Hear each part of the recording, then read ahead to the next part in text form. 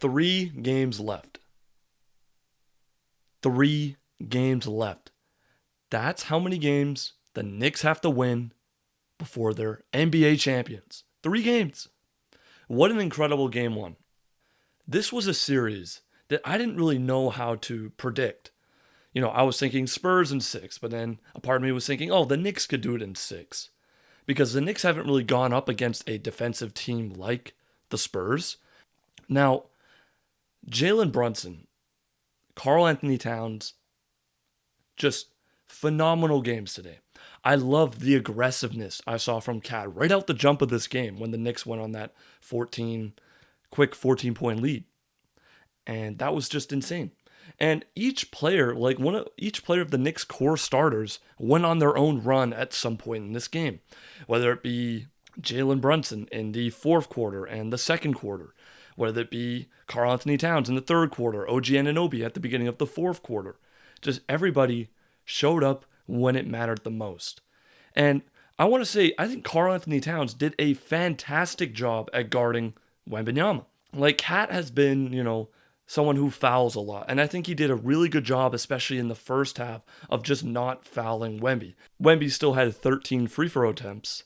But when you're holding Wemby to 6 for 21 from the field, and you're forcing him to take many, many outside shots, that just shows how incredible the Knicks' defensive plan and Karl Anthony Towns' defense against Wemby was. And I want to give a huge shout out to Josh Hart because, you look at the box score, Josh Hart had 3 points. But then look at everything else. 15 rebounds, 6 assists, 4 steals, and a block. Just playing everywhere else. Still showing his impact in this game. Massive impact. And I already mentioned Jalen Brunson, who by all means had a rough shooting game. Shooting 12 for 31. He's the clutchest player in the league. In the fourth quarter, he is one of the, if not the, best player in the league. And what did he do? What did Brunson do?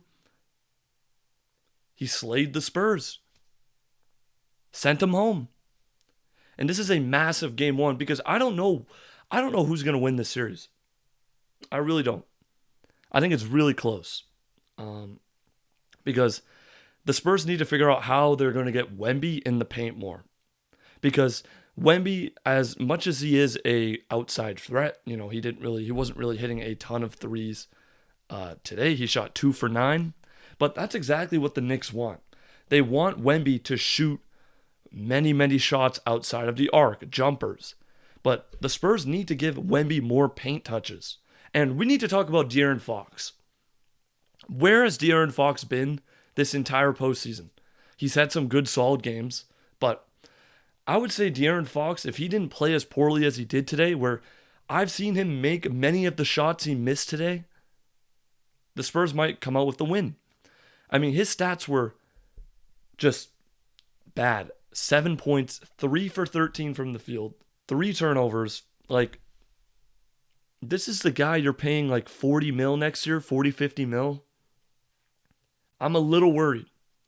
Hopefully Fox can kind of, maybe that injury is still a little bit haunting him a little bit, but I hope you need a better performance from Fox if the Spurs want to win this championship, this series. And I want to give big shout outs to Dylan Harper. Dylan Harper was great.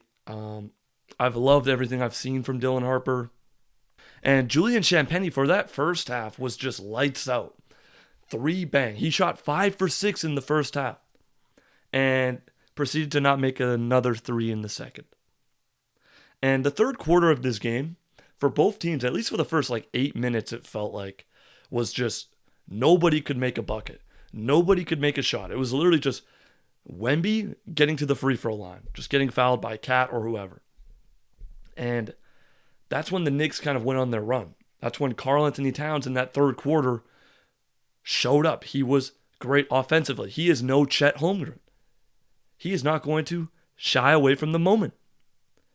And I don't know how much more praise I need to give Cat, because Cat has really embraced. I've loved his new role on this team of kind of being a Jokic light in a sense, but still having the ability to, distribute the ball, play great defense, and of course, he's one of the best shooting big men in the league. He didn't make any threes today, but 7 for 15 from the field, 12 rebounds, 4 assists, 1 block, great stuff.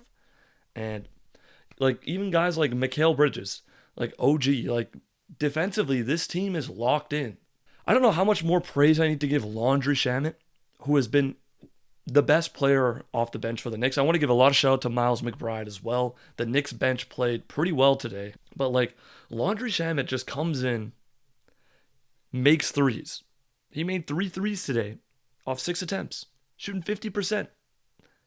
Just fantastic. And now the Knicks have stolen home court advantage. The Knicks have home court advantage. If they win game 2, oh, it's going to be scary going back to the Garden for the Spurs. But yeah, it's just a fantastic game all the way around. I'm glad it wasn't just a blowout, but the Spurs need to address some things. Obviously, the shooting wasn't there for most of the team. I think offensive rebounding, I think the Knicks just did a way better job rebounding, even though the box score says, the Spurs had more rebounds, but we look at it like offensive rebound wise, they had more as well, but I feel like a lot more of the Knicks rebounds were just much more impactful. And they were able to score and create great possessions off those rebounds rather than the Spurs did. Even though the Spurs had more rebounds than the Knicks.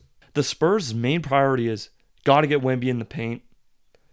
Praying De'Aaron Fox just gets his shooting rhythm back.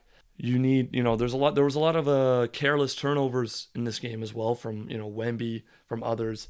They only had like 13 turnovers compared to the Knicks 8, but those Spurs turnovers felt bad. They were really bad. And the Knicks, they went like entire quarters without turning the ball over. And I want to give big shout out to, the Knicks bench players. I don't know how much more love I need to give them. Jose Alvarado, great for holding it down. And especially when Jalen Brunson was out with a knee injury, glad he's all good. Everything is clicking for this Knicks team right now. And I'm going to be real. My official NBA Finals ballot was Spurs in 6. And I'm already kind of reconsidering that because my dad is saying Knicks in 7. I don't know. I just hope we get continuously great games like this one. Jalen Brunson, that last shot with the bump, fade, floater, he's nice. Brunson is nice, and he didn't have a good shooting game. He came out looking bad and still ended up going on some of his 8-0 run in the second quarter. He closed out the game and basically made it impossible for the Spurs to come back. Just incredible. Jalen Brunson, man. And, if the Knicks continue like this, it's going to be scary. Anyways, let me know what you guys thought about the game 1. Who do you think is going to win? Who do you think is going to lose in game 2? And what do the Spurs need to do better to get back into this series, to tie up this series? As always, take care and peace.